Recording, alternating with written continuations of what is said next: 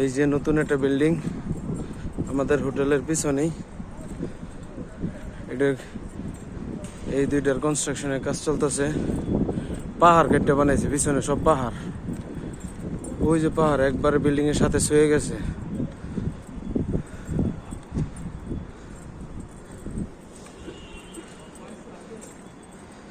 সব হোটেল, এক একটা বিল্ডিং 27 তলা, 28 তলা, 30 তলা, সব হোটেল, আবাসিক হোটেল, হাজিদের হোটেল। এগুলো সব পাহাড় ছিল।